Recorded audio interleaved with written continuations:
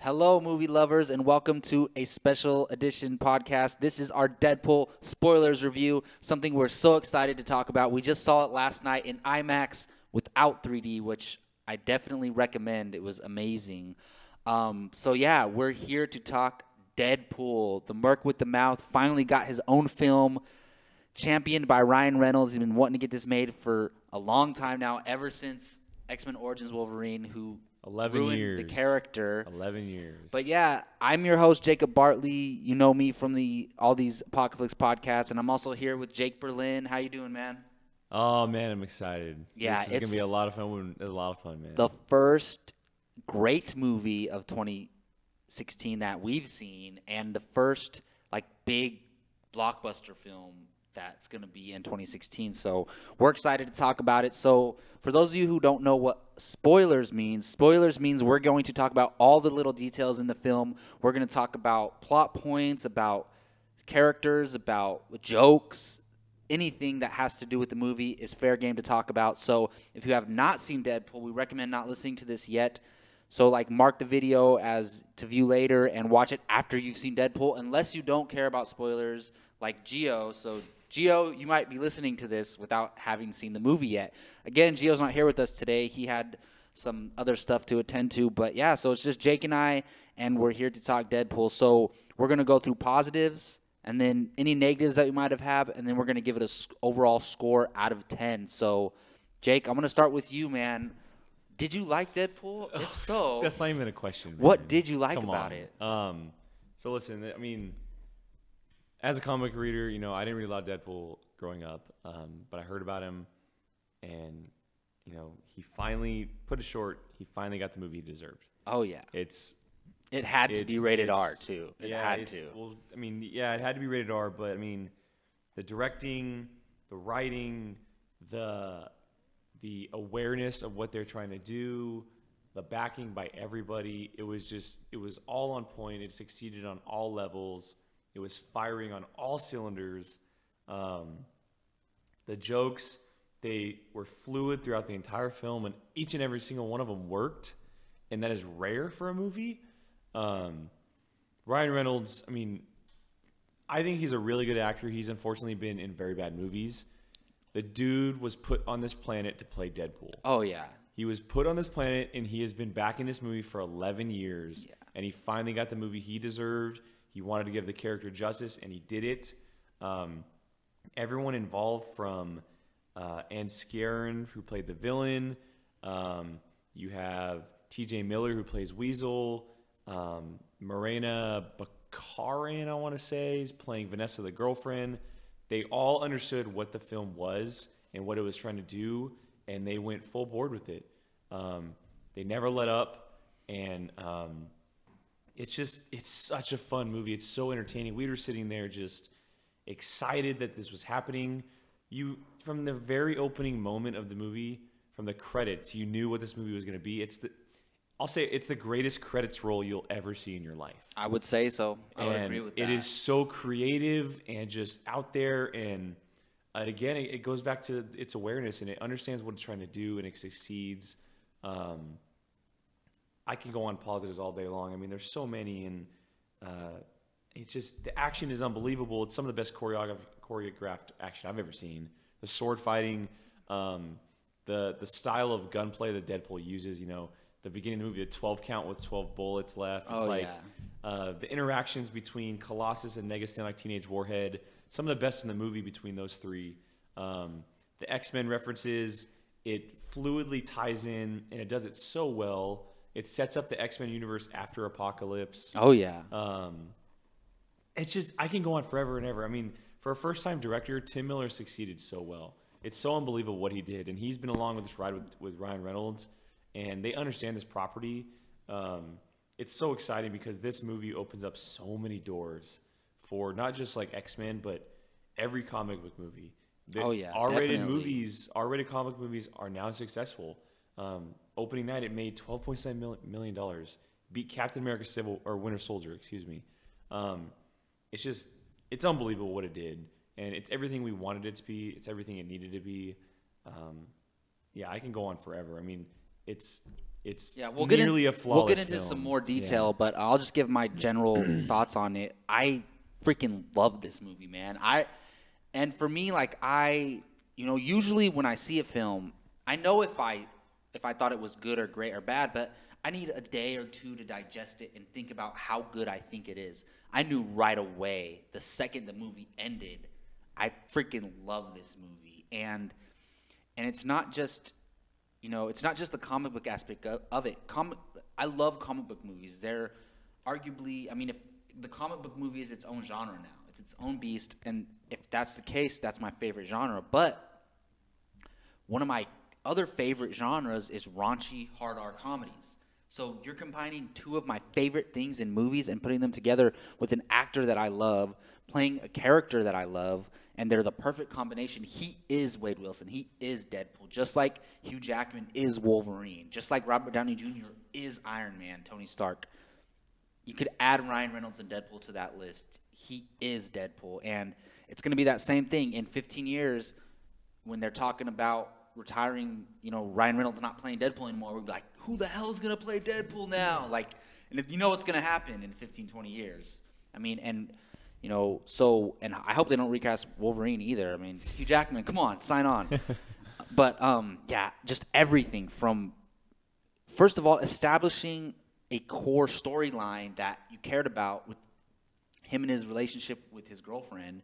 And then, because without that storyline, you don't have the movie. Like, you could have thought of something else, like maybe family connection or something like that, but that drives the movie to begin with. Yeah, well, at its heart, I mean, it's really a love story. Yeah, in a way it is. And I like that, him going through the procedure that he went through to become Deadpool didn't make him who he is. He was already like Deadpool, that. yeah. He was already Deadpool. All the procedure gave him was the powers, was the healing factor and, extra agility, stuff like that. The abilities, yeah. So I was under the impression going into the movie that the operation, whatever he went through, was going to change him and change his mentality and his state of mind and make him have like a bigger sense of humor, but he was already like that. So I enjoyed that, and just the humor, the jokes hit. And what I've said to Jake plenty of times already is that it's hard to pay attention because you hit one joke and then everyone's laughing, and then there's like 3 or 4 other jokes said. He just keeps going on and on and on. And then you're not hearing it. Like, you didn't even get the Ryan Reynolds joke. He makes fun of Ryan Reynolds in the movie, like in more than once in more than one way, but it's pretty damn funny. I can't wait to go see it again just to catch those jokes, and also to just because I love the movie, but everything just worked so well, and I do think it opens up the doors for another Deadpool movie being rated R, obviously, and then an X-Force movie being rated R, but I don't know. You could make a rated R Wolverine film, but I don't think you have to, honestly. Because I don't think you have to either, because the Wolverine worked PG-13. What more would you do with a Wolverine movie if Wolverine doesn't cuss that much like that, and you can do get away with a lot of violence these days with PG-13. So, but it just depends, and the way the little X-Men references and the way they already planted the seeds to bring Deadpool into the X-Men. You would think they would back away from that from this movie, but they didn't. It was right in your face, and I thought it worked very well. And it's not, it's done subtly. It only involves a couple characters, and it makes sense because, Colossus would go try to keep Deadpool from, just causing havoc and try to get him to join the X-Men team. So it was realistic in that world. Just everything worked for me. I love all the dirty jokes, obviously, but I just love the breaking the fourth wall jokes and the inside jokes with the audience members. I probably enjoyed more than the raunchy jokes. Like we're going to see Professor X, McAvoy or Stewart. What the hell? That's so clever. And then when he goes to the X Mansion to visit both of them, he's like, "Oh, it's just you two here. How it always convenient." seems like it's empty here. Yeah, it's like almost like the studio didn't have money to pay another X-Men. Like, yeah. Dude, it's so great, and I'm sure there's so many more jokes that I missed, but just overall, fun, entertaining, enjoying a movie that I loved so much. Just watching it from beginning to end, it's great in my opinion. It was so. I don't have any big negatives, but no movie's perfect, and I'm curious, Jake. So what stood out to you as far as maybe something they could have done better or didn't work out? I think the one thing that we've talked about and we kind of just got to touch on, but the organization, the villain organization, they didn't really flesh it out. We didn't really know like the name or who they were, or what they were trying to do, stuff like that. That's a big one. But that's just like, that's a nitpick because the villain himself was great. Yeah. He was a really, really good villain and a great introduction villain for this character. And it was just that everything outside of him wasn't fleshed out very well because we didn't really understand like who they were or where they came from or anything like that. And, you know, there were, I don't know, I mean, like, it's so hard because I feel like that might be the only real big negative for me. I mean, everything else is like, it all works. You can say Gina Carano, they kind of stepped around her, but well, she wasn't there to act. Yeah, like she was there to be a brooding. It didn't change the story, and yeah, you know it worked well. I actually enjoyed her in the movie. Yeah, honestly. and so she was just there to be a physical. Exactly, and really the only thing, I mean, is the bad organization because we just didn't understand what they were, and yeah, I mean that's kind of all really I have for it. Yeah, I mean I didn't think about it until it was brought up recently, but yeah, the organization, like, who are they? Yeah, and like it before. You know, in Origins, we see him connected to like Stryker and all that. So apparently, maybe is that like an organization under Stryker? It could be. It seems like it would be, right? So who knows? But yeah, that I would count that as a negative. And one of my other negatives is like, so they established in this movie that, you know, the only thing he cares about is Vanessa, and he loves her, and I buy into their relationship. So, you know, after he gets mutated and, you know, he becomes ugly, per se, like, for me, if he loved her so much and she showed that she loved him, I feel like if their love was so strong, their bond was so strong, he could have went to her and known that she would have understood and, like, just been happy that he's still alive rather than care about his physical appearance. But I get it. Like, if you're transformed like that, you're self-conscious and you feel like a monster. You don't feel like people are going to look at you the same. But I still felt like, you know, he should have looked past that and went and talked to her. And especially just initially in the first place, because he loved her so much, like, I feel like not being with her would have hurt more than her seeing him ugly and not accepting him, you know? So, but also when it gets to the point where her life's in danger and he's letting his insecurities and stuff like that get in the way of her risking her life, like, they could just pop up any minute and just kill her. And, like, you're letting your emotions get in your way. Again, I understand the emotions because he probably feels like a freak and a monster. But at the same time, you care so much about this girl. I feel like you would just go up to her right away and say, hey, you're in danger. We need to get out of here. Other than that, honestly, there's nothing wrong with this. I'll say well, it's a nitpick, but the strip club scene where he's going to find her. Yeah. And then he kind of just walks away.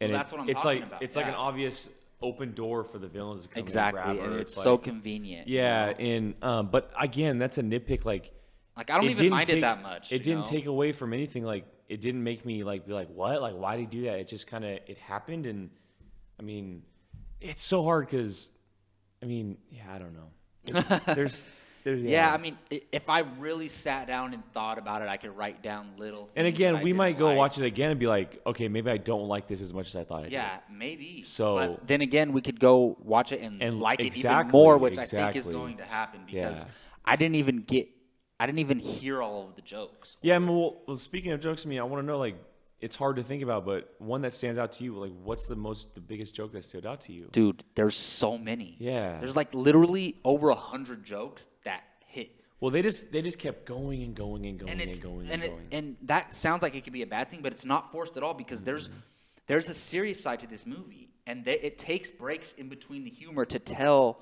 the serious parts. And there's some really, like, violent stuff in there and some disturbing, like the torturing stuff is, like, disturbing to watch. You know, if that was really happening, you know, that would be horrible. we spoke about it, but the scene where he's being suffocated.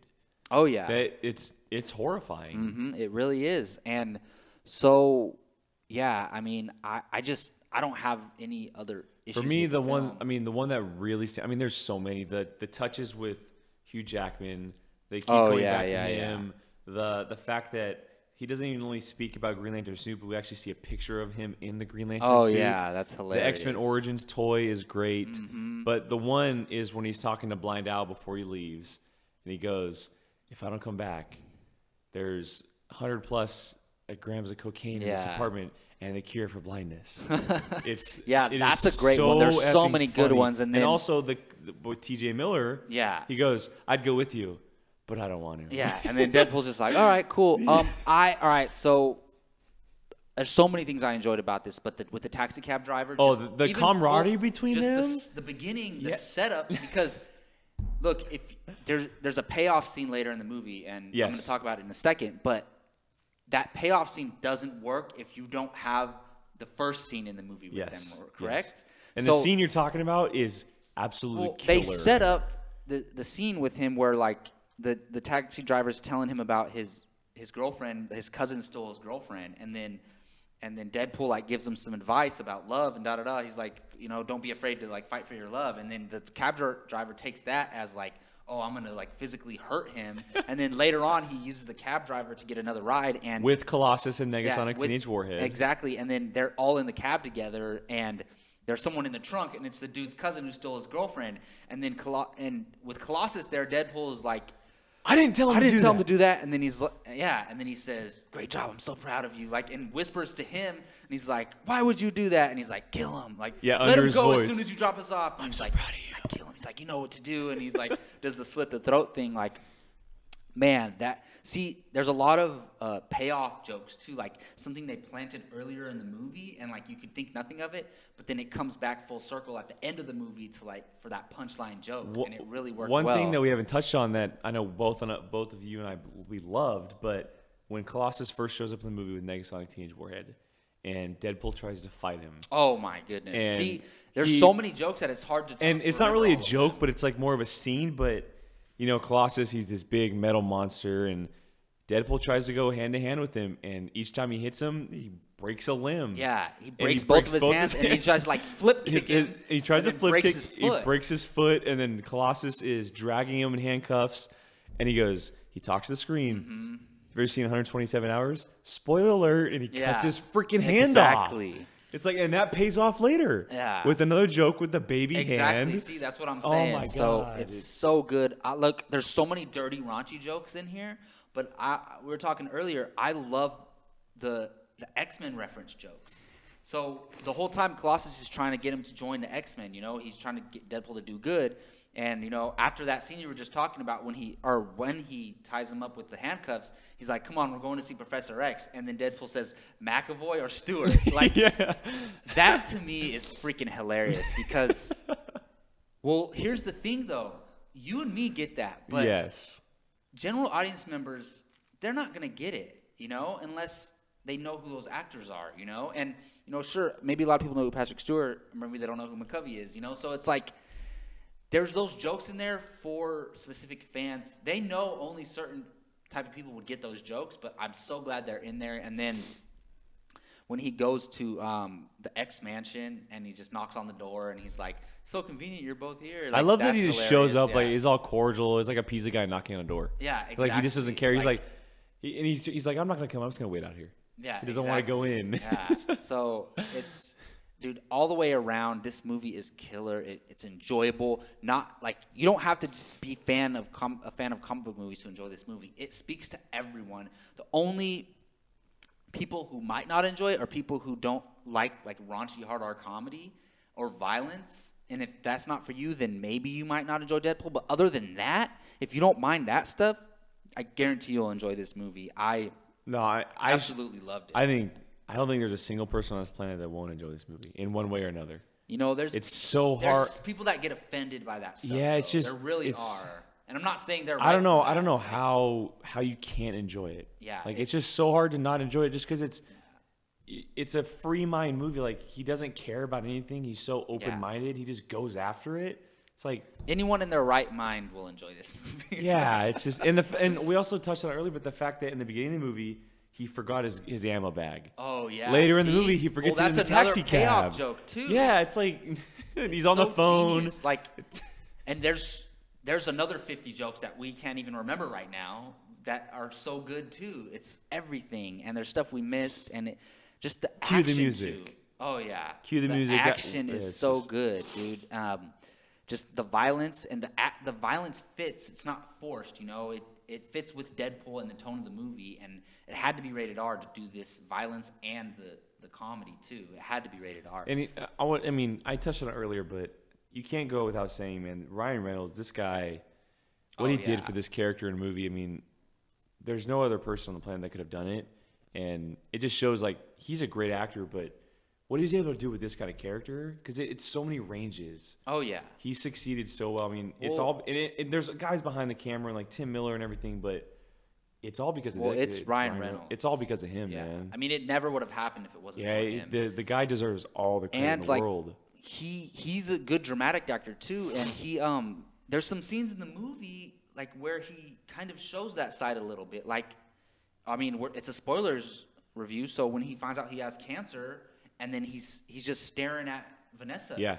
Like, that's his dramatic that chops kicking in. and the suffocating scene. Yeah, exactly. That whole sequence. So you can't just have like a comedy actor come in and play this role. Like, you can't just like have someone like Dane Cook come play Deadpool. Like, maybe he could pull off the comedic stuff, but you need that serious side too to take the movie seriously, because there's serious elements to it, and I think it needed that part to ground it and make it feel real, not just like it's a shit show the whole time, which I loved.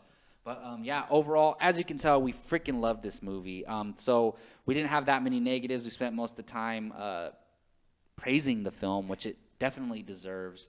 So is there any other negatives you can think of, or I got none. I mean, it's you literally have to force yourself to it's one of the most enjoyable movies. I mean, the flow and pace, and how the story is structured, and just how everything happens, it fits. Nothing feels out of place. Yeah, well, we were just watching Collider's review, and they kind of subtly mentioned it, but like they're making fun of the cliches of superhero films, like in a twisted way. You could say that, how they captured the girl, and then they all meet up at the end, and they all like meet up for a battle. Everyone has someone to fight, and like you could say that's cliche, but they know they're doing it. Yes. Oh, how about she's gonna do the superhero drop? She's gonna do the superhero drop. That scene was and then great. He jumps and punches the ground. Yeah. And he's like clapping. It really hurts your knees. He's like, I don't know why they do that. It was really tough on the knees. Like, see, I forgot about that joke until now. So. Well, the scene too where she's tweeting, he's like, oh yeah, go ahead and finish your tweet. Yeah. He's like, I pity the guy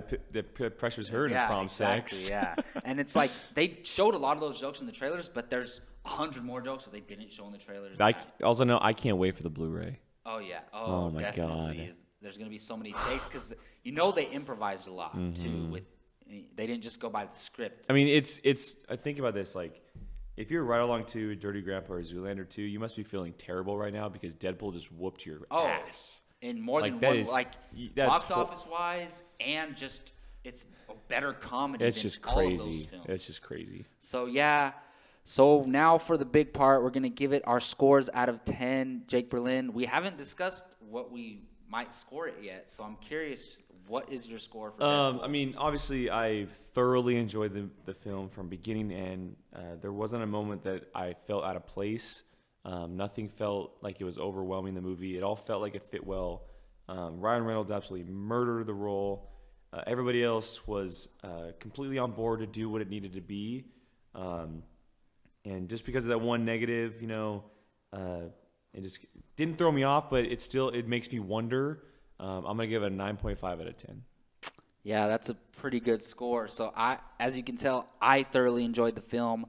I only had very small negatives. And yeah, I can't, I want to give it a 10 out of 10, but I'm going to have to go 9.5 out of 10 because those negatives, just because I love the film so much, I can't forgive those negatives. So yeah, 9.5 out of 10. And again, 9.5, if you're thinking, that's great. Not a 10, there are a few films in history that deserve a 10.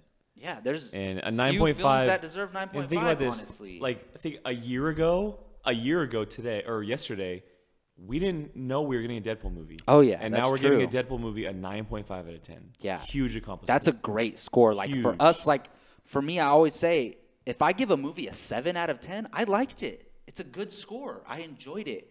even 6.5 was like, damn, just missed. It's a missed opportunity. It could have been good. It wasn't bad. It could have been good. Once you start getting maybe 5.5, maybe 6 and below, then you start getting to bad territory. But 7 and in between 7 and 8 is good. 8 above 8 is really good. 8.59 is great. 9.5 is like this movie brilliant. It definitely deserves a score. I tweeted it on my short review on Twitter last night, but this is one of the greatest comic book movies ever made. And after seeing it again, I could change it to a 10, at 10 out of 10. And I'm not going to argue against anyone who gives it a 10 out of 10.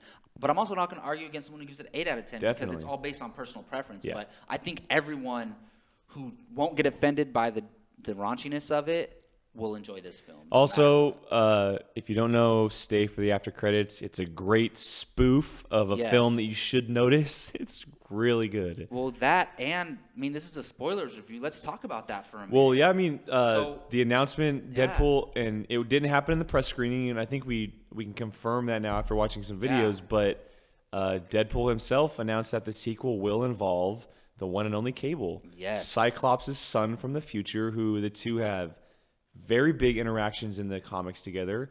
People are wanting Cable on the big screen for a very, very, very long time. And it seems like it's not only going towards a new era of X-Men, but that they're starting to plant the seeds for X-Force. So it's going to be very exciting. That means the movie's going to be bigger. It's going to be very interesting because the two characters are so good together and they're so different. But that's going to be very exciting. So yeah, so I mean, I'm not too familiar with Cable, but I know people who are like diehard X-Men comic book readers and stuff like that. Like, Cable is huge. He's very, very popular. Yeah, he's very popular. So, I mean, I guarantee you 90%, even 95% of that audience last night did not know what the hell. Well, they probably thought he was making Cable like TV. They probably have no idea what he's talking about. Exactly, but for people like us who know who Cable is, that is huge, and it really means a lot. So that's freaking awesome. That just goes to show that they didn't make this movie just thinking like, hopefully we can make it and that's it. They have plans to incorporate it in the X-Men universe, obviously, and they have plans to make Deadpool 2. They have plans to possibly do an X-Force film involving Cable, which I hope Wolverine can be a part of. Hugh Jackman's Wolverine. Everybody, if you're listening to this, tweet at Hugh Jackman and convince him to stay in the tights. Yes, please. I mean, I'm sure he gets that all the time, but do it just for a couple more movies. Do, cameo in Deadpool 2, be in the X-Force film, and then you can leave. That's all we ask. All right, well, that's going to do it for our Deadpool review. You heard it. We both gave it a 9.5 out of 10. I want to thank Jake Berlin for joining me today. Where can they find you online, man? Twitter, Instagram at Qui-Gon J. Go support the film, guys. It deserves every cent, every dollar. It's a film worthwhile. I'll tell you that right now. Yeah, and you can find me, Jacob Bartley, on Twitter at @JacobBartley_. And please let us know in the comment section what you thought of Deadpool. This is a spoilers review, so feel free to talk about any spoilers in the comment section. Anyone who clicks on the video would assume that there would be spoilers in the comment section too, so please do that. Please hit subscribe. Please hit that like button. We'd really appreciate it. And for Apocaflix Movies, thank you all for listening. We'll see you next time.